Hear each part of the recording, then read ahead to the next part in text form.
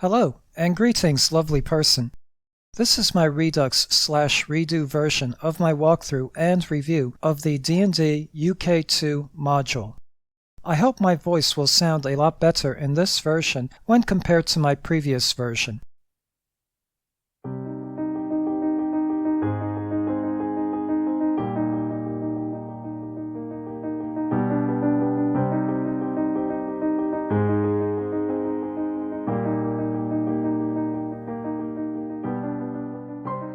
Meanwhile, in a tavern located in the small village of Kosnir, I hear that the cause of the troubles in Kosnir is a mad skulk. Could be, but Ganaway has been attacked by a horde of small blue men. Small blue men, you say? That would explain the rumor of the corpses of strangely colored creatures that have been seen floating downriver, past the bridge near Ganaway. Well, I hear there is an encampment of evil creatures on the bank of the River Lewin, upstream from the bridge. Anyway, only a skulk could have done the terrible things which have taken place at Kosnir. hello, and greetings to all you fans of RPGs and of Dungeons & Dragons. This is RPGmodsFan, and in this video I will be reviewing and discussing the Dungeons & Dragons module UK2 The Sentinel, which was written by Graeme Morris. The Sentinel is the second UK series adventure. It was run as a tournament at the Games Fair 83 Open, then published later in 1983 by THAC0 UK. This module was meant for player characters between the levels of 2 to 5, meaning it is a beginner's dungeon adventure level. This module was written for AD&D First Edition rules. Due to it being a low-level adventure, the Dungeon Master should not have too much trouble converting it to 5th Edition rules. The UK2 The Sentinel module is the first half of the two-part Adlerweg series. The overall adventure concludes in the next UK3 The Gauntlet module. To boost sales of the Fiend Folio, many of the monsters in this module are from the said aforementioned Fiend Folio, which was also published by THAC0 UK. This module takes place on the fantasy world of Greyhawk. Like its predecessor, UK1 The Crystal Cave, the UK2 module is set in the region known as the Hold of the Sea Princes. More than 500 years ago, a group of pirates lost a battle against the kingdom of Keoland. They fled to this region where they set up new operations as well as settling down and forming a principality. The adventure takes place in the wilderness area known as Berghof. The inhabitants of Berghof are mostly farmers, woodsmen, and fishermen.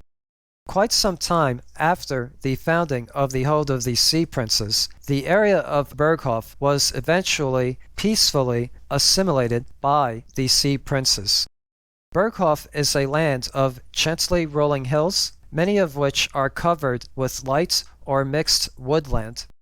Several fast-flowing rivers rush down from the surrounding mountainsides.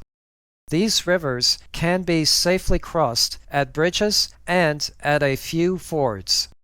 The adventure starts with the player characters in the village of Kosnir. Displayed on the screen is the player's map of the Berghof area.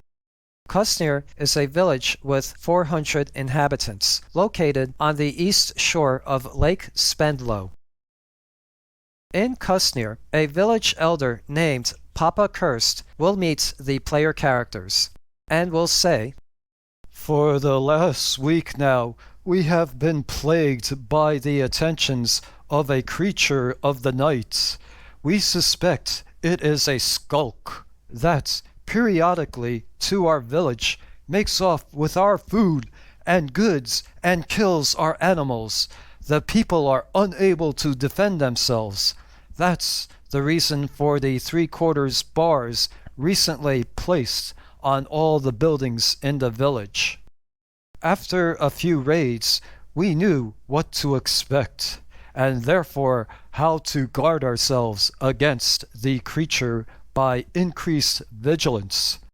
But on late, we have been increasingly worried by its actions. It has been so erratic that there is no telling what it may do nor why. One day it will kill a defenseless person and will spare another the next, though it leaves clear indication that it might have killed again, had it so wished.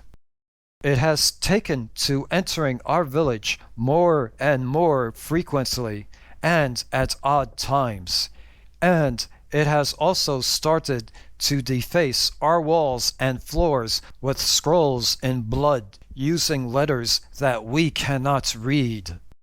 If you would be kind enough to entertain my presence and follow me, I will show you.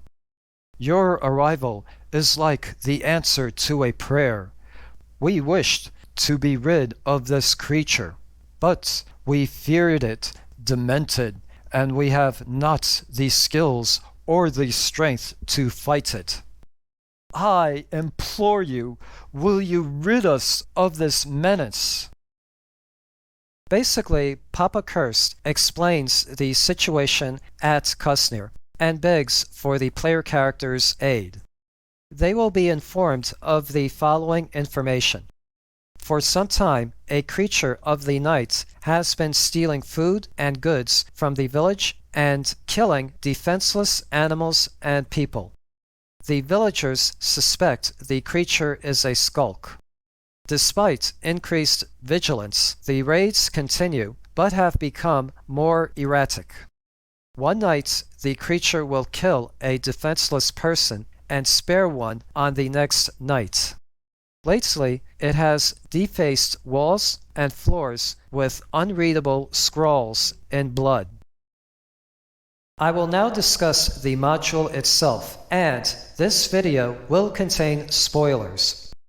Unless you are a dungeon master who will be running this module for their players, or are a player who already played through this module and are watching this video for nostalgia purposes, I would suggest not to watch the rest of this video. Because the module was written and published by THAC0 UK, it uses British English. For American English readers, some of the words may not be familiar, such as reconnoitering instead of reconning, drover instead of driver, and retinue, which means a group of people retained in the service of a person such as a noble or dignitary. Displayed is a general map of the Hold of the Sea Princes. The module takes place within the red-boxed region, also known as Berghof. My one criticism of the module is its illogical fictional history. According to the module, Berghof was able to fend off invaders by building the Keep of Adlerweg in the mountains to its east. However, look at the open area to Berghoff's north. An army could easily invade Berghof from the north. Displayed is the Dungeon Master's map of the Berghof region. Within Berghof, there are the 4 villages of Kusnir, Ganaway, Chiswell, and Hall Bridges. None of them are given maps or details in the module, so the Dungeon Master has a lot of details to fill in. The module seems to read like a railroad adventure. At first, to the players, it will seem like a find and whack the monster adventure. The players start at the village of Kusnir, where they hear about a skulk that is terrorizing the village. From their information and clues gathering, they are supposed to head to the old Zavart lair. From the old Zavart lair, the players will learn that the skulk, actually there are 2 skulks, lives in the lakeside villa. On their way to the lakeside villa, they will encounter a monk who will want their aid to empty out monsters from a hermit's cave. Afterwards, the player characters can continue to the lakeside villa where the module reaches its conclusion.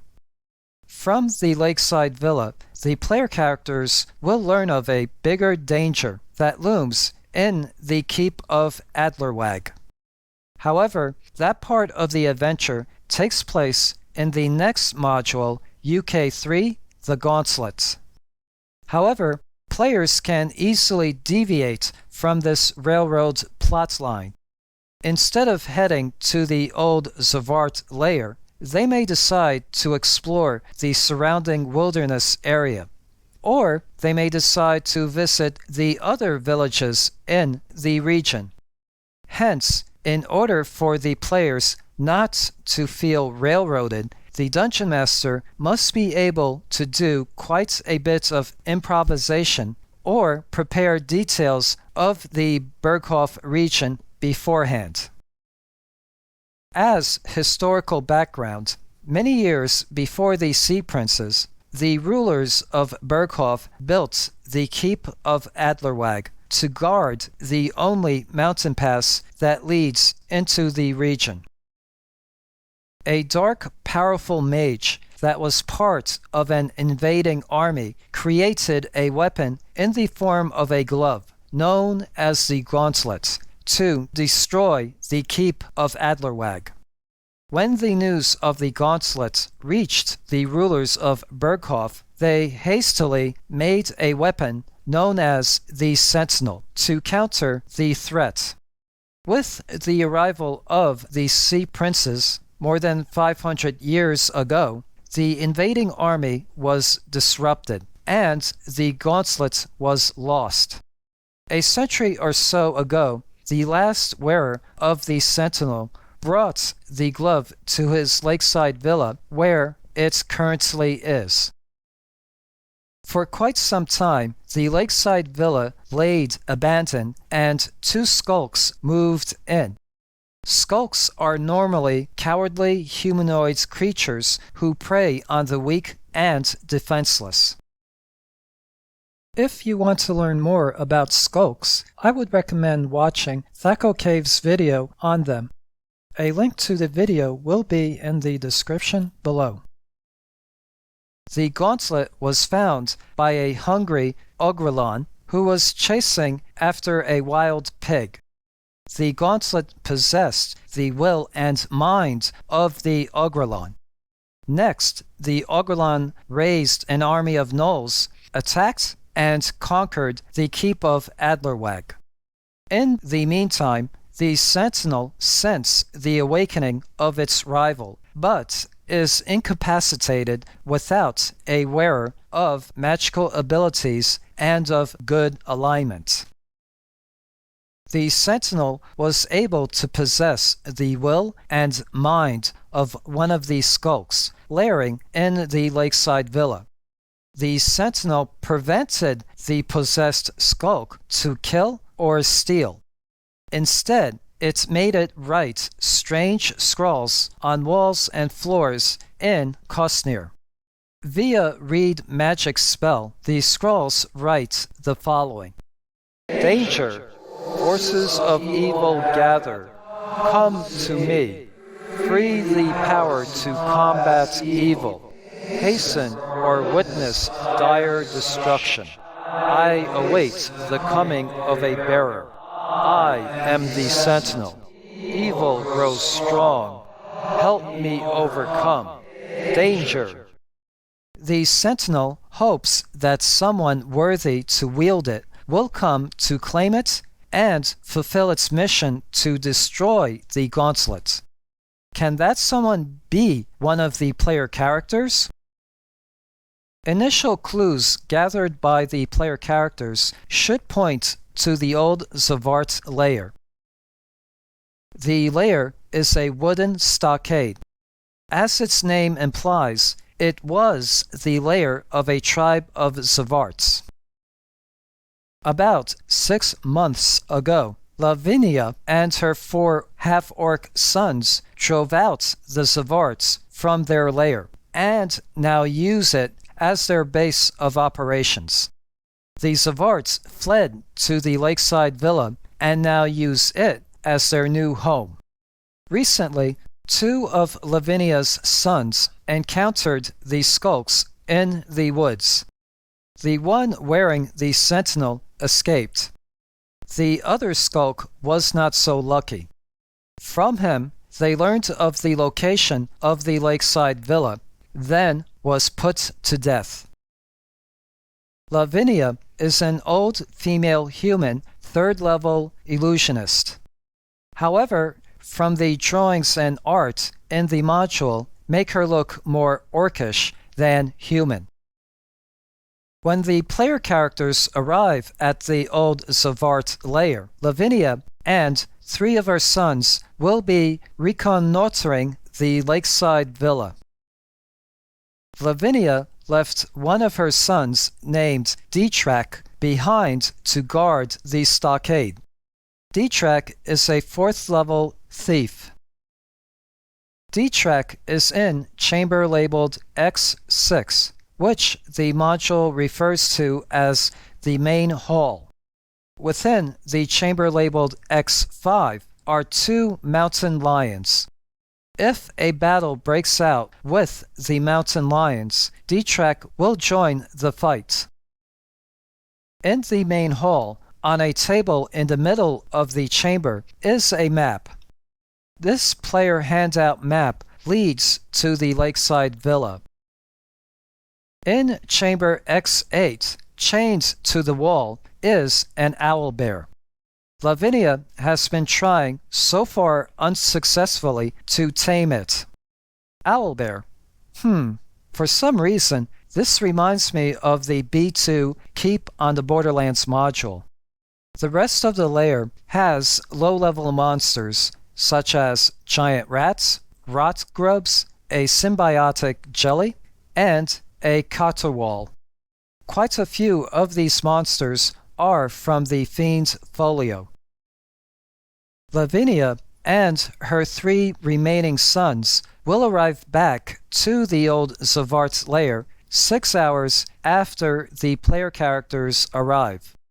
After this time, if the player characters are still in the lair, then they will encounter Lavinia and her sons. If they left before then Lavinia and her sons will seek out the player characters in the woods. Finnock is a 2nd/3rd level fighter/thief. Prakrit is a 3rd level fighter. Redux is a 2nd level assassin. On their journey between the old Zavart lair and the lakeside villa, the player characters should meet Edensor, a merchant, and his retinue. Edensor is an honest and proud man, but he is quick to anger. Edensor and his caravan are journeying towards Adlerweg. Other than replenishing supplies, the encounter is also meant to be a role-playing encounter.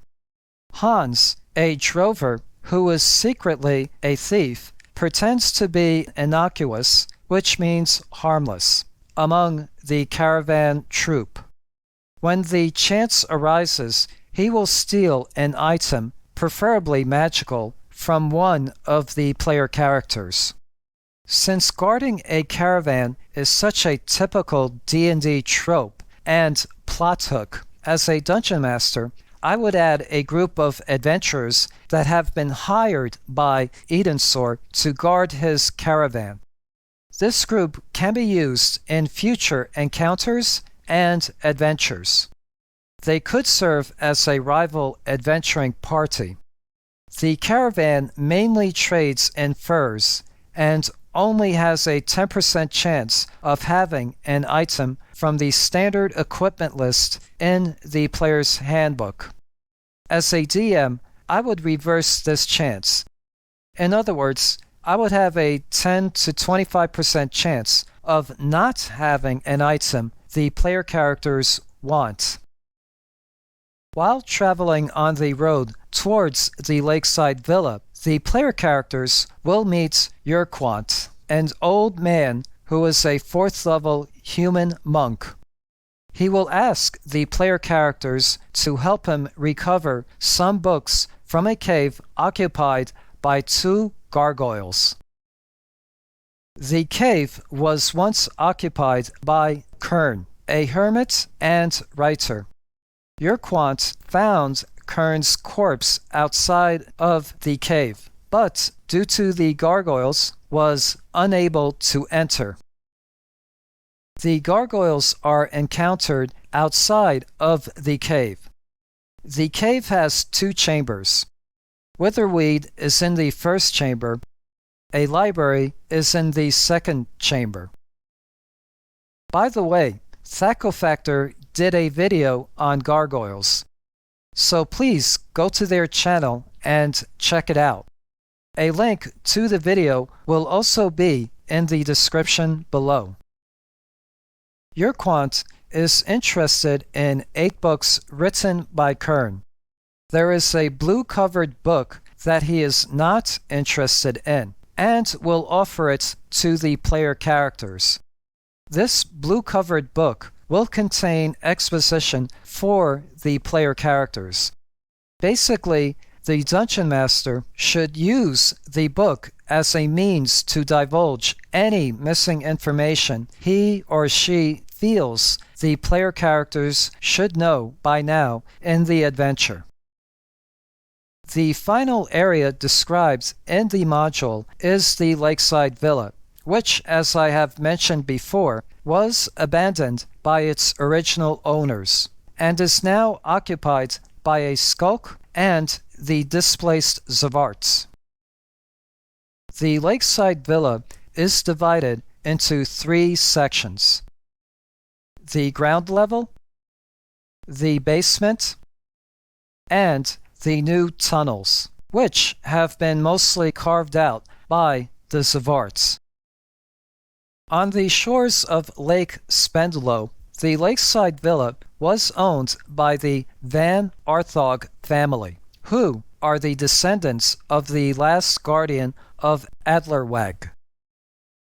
The villa and its lower level is filled with low-level monsters, such as a giant centipede, a couple of peritons and their young, a sheet phantom which is clinging to the ceiling, and 2 sheet ghouls, an iron cobra, a presence and wisps, which are new monsters, giant leeches, a were-rat along with giant rats, a large spider, and Zvarts. Again, most of these monsters were taken from the Fiend Folio. The Skulk with the Sentinel is in Chamber V26. As a reminder, only 1 Skulk remains.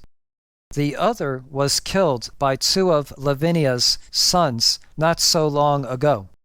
When encountered, the Skulk will be trembling, whimpering, and huddled on the floor. The creature is now harmless due to the Sentinel destroying its mind. The Sentinel is a sentient, magical, right-handed glove made of whitish, pale leather, and incorporated into its index finger is a ring set with a rounded, precious blue stone. Its purpose is the defense of the Keep of Adlerweg and the destruction of the Gauntlet. If there are lawful good, lawful neutral, and/or chaotic good characters in the party, the Sentinel will telepathically communicate with them. If there are no such characters, the Sentinel will make no communication in the hope that the adventurers will ignore it. If the Sentinel communicates with the party, it will say the following: At last, you have found me, notable adventurers. The wretched creature you see before you has borne me well, and has served the purposes of goodness and order, even though the control I was forced to exert over its evil and disorganized mind has destroyed its spirit. I beg you not to harm it, since it certainly cannot harm you. The Sentinel will choose its ideal bearer from the party according to the following criteria. 1. Alignment. The Sentinel first has a preference towards those of good alignment. Its next preference is those more of lawful alignment. 2. Class. The Sentinel will select one character of the following classes listed in order of its preference: Mage, Illusionist, Paladin, Monk, Ranger, Cleric, and lastly, Fighter. 3. Level. If more than one character fits with the Sentinel's selection criteria, then it will pick the character of the highest level. The Sentinel will then telepathically say to its chosen one the following: "Come, worthy one, take me from the hand of this foul creature and place me on your own. The evil one is at large, and together we must destroy it. Despite my powers, I am helpless without one such as yourself, who will take up and wield the power I possess for the furtherance of the common good. Come." If the chosen character puts on the Sentinel will communicate a long exposition of the module's backstory. This exposition, which is also a player handout, is displayed on the screen. The Sentinel guides its wearer to the Keep of Adlerweg, where the UK3 The Gauntlet module begins. The module's intended ending is a player character putting on the Sentinel, and then the player characters heading to the Keep. If the wearer does not intend to go to the Keep, it will go inert in hopes that the wearer will discard it. If that fails, the Sentinel will then seek a new bearer. In the situation where the Sentinel is inert and the wearer does not intend to go to the Keep of Adlerweg, the player characters will encounter Marriott, a 10th level ranger, and his retinue. He will barter for the Sentinel in exchange for a bracelet worth 8,000 gold pieces, a staff of striking, and a +1 cloak of protection. What I like about this module is that it also includes a monster roster of all the monsters encountered in it, as well as their experience points value. 2 new monsters, which are related, make their debut in this module.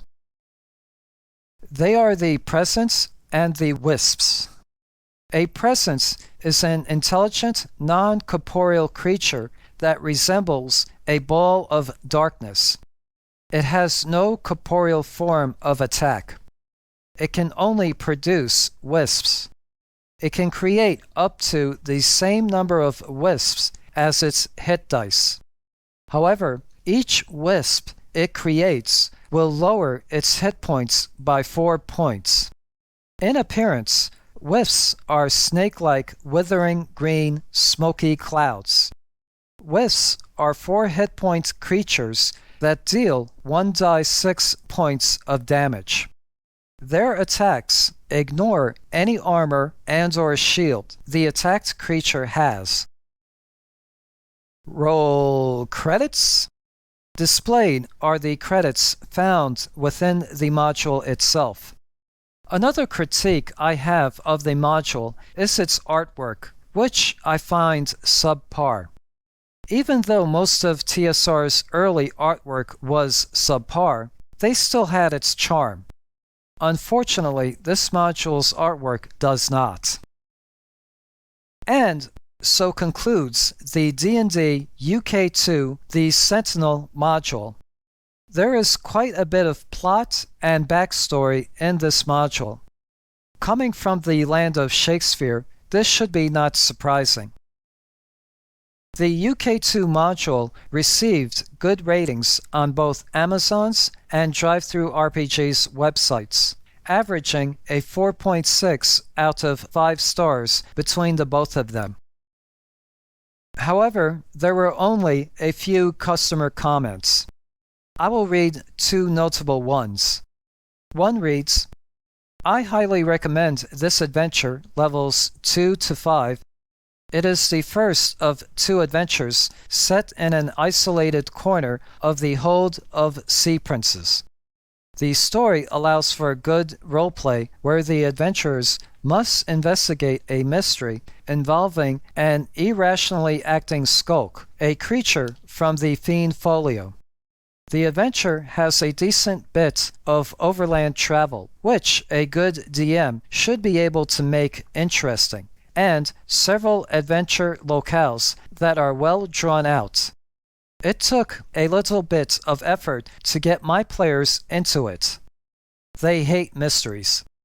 But once they did, everyone had a great time. This adventure should be played with the next one, the Gauntlet, but this is not required, and there is even a good way to get the PCs out of the next adventure if that's your desire."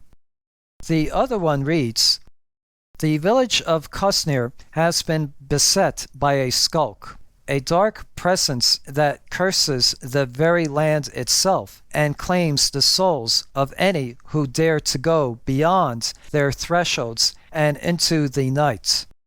What does it desire?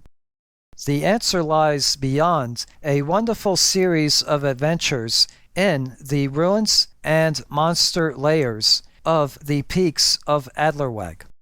Once your PCs levels 2 to 5 have made their way past the Zvarts, owlbears, and gargoyles, they'll find the object of their quest, a mystical gauntlet known only as the Sentinel, and a rather startling revelation as well. This is one of the best UK adventures featuring many monsters from the classic Fiend Folio." Thank you for watching. Hope this video has been informative and entertaining. In the near future, I plan on reviewing and discussing the next and concluding module in the Adlerweg series, which is UK3 The Gauntlet. Till next time, this is RPGmodsFan saying cheers, have a good day, and goodbye.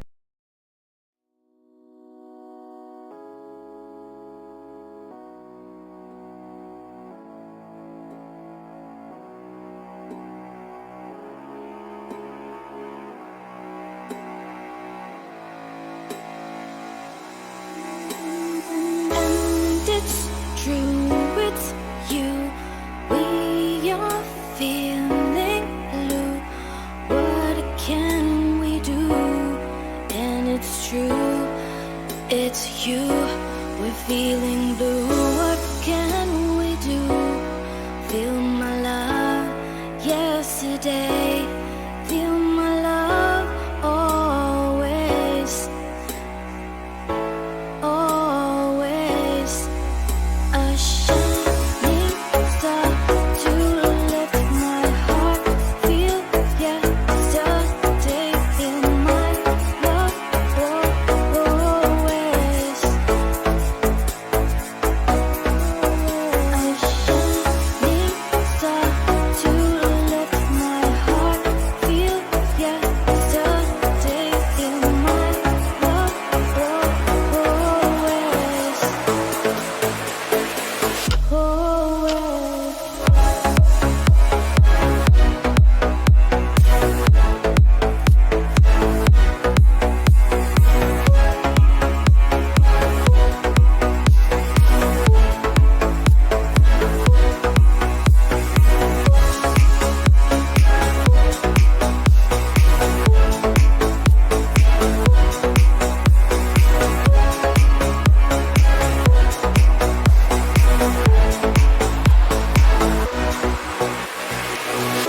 blue and it's you.